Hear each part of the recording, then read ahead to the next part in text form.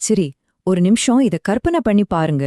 உங்க வாழ்க்கையோட மிக முக்கியமான ஒரு நாடகத்துக்காக நீங்க மட்டும் தனியா ஒரு பெரிய ஸ்டேஜ்ல நிக்கிறீங்க.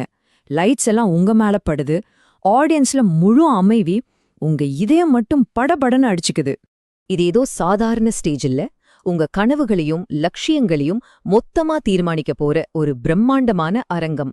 உங்க திறமையை நிரூபிக்கிறதுக்கு உங்களுக்கு கிடைக்க போறது ஒரே ஒரு சான்ஸ். இந்த ஒரு நிமிஷத்துல எல்லாமே முடிவு செய்யப்படும். தப்பு பண்ணிட்டா திருத்திக்க 2வது வாய்ப்பெல்லாம் கிடையாது. இதுதான் ஃபைனல். எந்த விதமான ரிகர்சலும் கிடையாது. எல்லாமே இப்போ இந்த நொடியில நடந்தாகணும்.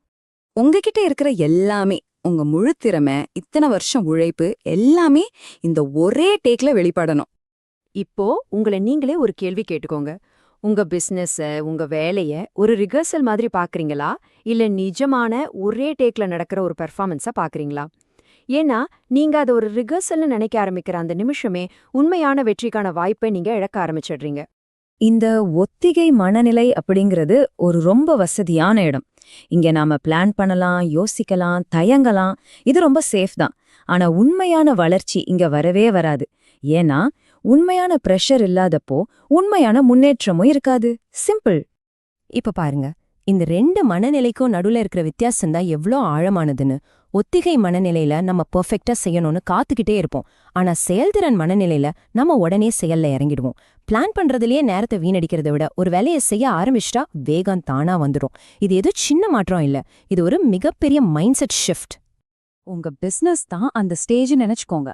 நீங்க ஒரு புது ப்ராடக்ட் அறிமுகப்படுத்தும் போதோ, கஸ்டமர்ஸ் கிட்ட பேசும்போதோ, இல்ல ஒரு முக்கியமான முடிவு எடுக்கும் போதோ மெதுவா அந்த ஸ்கிரீன் மேல எழும்புது. உங்க போட்டியாளர்கள், கஸ்டமர்ஸ், உங்க டீம்னு எல்லாரும் உங்கள தான் பாத்துட்டு இருக்காங்க. இங்கதான் ஒரு முக்கியமான விஷயம் இருக்கு.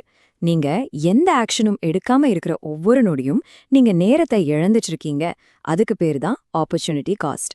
அந்த ப்ராடக்டை லான்ச் பண்ணாம, அந்த ஐடியாவை சொல்லாம இருந்தா எதையும் இழக்கலன்னு நீங்க நினைக்கலாம். ஆனா உண்மையில முன்னேறுவதற்கான வாய்ப்பை இழந்துட்டே இருக்கீங்க. ஒருவேளை நீங்க களத்துல இறங்கி தோத்துட்டா கூட அது ஒரு முடிவு கிடையாது, அது ஒரு ஆரம்பம். தோல்வி உங்களுக்கு 3 முக்கியமான விஷயங்களை கத்துக் கொடுக்குது. 1, எது ஒர்க் அவுட் ஆகாதுங்கிற தெளிவு. 2, உங்களை அடுத்த கட்டத்துக்கு போக சொல்லி தள்ளுற ஒரு வேகம். 3, உங்க அடுத்த ஸ்டெப்புக்கு தேவையான சரியான டைரக்ஷன். இந்த பாதங்களை எந்த ரிகர்சல்லையும் கத்துக்கவே முடியாது. ஆக இதிலிருந்து நம்ம கத்துக்க வேண்டிய மிக முக்கியமான பாடம் இதுதான். தயக்கத்தையும் ஓவர் பிளானிங்கையும் விட்டுட்டு உங்க பிசினஸ ஒரு லைவ் பெர்ஃபார்மன்ஸ் மாதிரி அணுகுங்க. ஒவ்வொரு நாளையும் உங்க முதல் ஷோ மாதிரி எதிர்கொள்ளுங்க. முழுமையான தயாரிப்போட களத்துல இறங்குங்க. பயத்தை எல்லாம் ஓரமா வச்சுட்டு உங்க ஐடியாஸ் மேல நம்பிக்கை வச்சு தைரியமா செயல்படுங்க. உங்க இலக்குல முழுமையான அர்ப்பணிப்போட இருங்க. இது ஒண்ணுதான் வெற்றிக்கு வழிவகுக்கும். ஆமா, இந்த பயணத்துல நீங்க தடுமாறலாம், சில சமயம் தப்பு பண்ணலாம். ஆனா ஒண்ணு நினைவுல வச்சுக்கோங்க, ஒவ்வொரு தவறும், ஒவ்வொரு தடுமாற்றமும் உங்களை இன்னும் வலிமையாக்கும், உங்களை வளர வைக்கும். உண்மையான வளர்ச்சிங்கிறது நம்ம கம்ஃபர்ட் ஜோனுக்கு வெளியில தான் இருக்கு.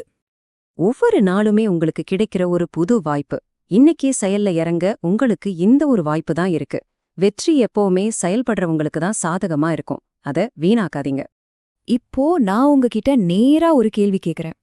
எந்த ஐடியாவை செயல்படுத்த நீங்க பயந்துட்டு இருக்கீங்க? எந்த திட்டத்தை ரிகர்சல் ரூம்லயே பூட்டி வச்சிருக்கீங்க? அந்த ஸ்கிரீன் விலகுற நேரம் வந்தாச்சு. இந்த விஷயங்கள் உங்க தொழில் பயணத்தை பத்தின ஒரு புது சிந்தனையை கொடுத்திருந்தா ஒரு லைக் பண்ணுங்க. நீங்க செயல்படுத்த போற அந்த தைரியமான ஐடியா என்னன்னு கீழே கமெண்ட்ல சொல்லுங்க. இன்னும் இது மாதிரி வெற்றிக்கான வழிகாட்டுதல்களை தெரிஞ்சுக்க மறக்காம சப்ஸ்கிரைப் பண்ணுங்க. உங்க பெர்ஃபார்மன்ஸுக்கான நேரம் இப்போ தொடங்குது.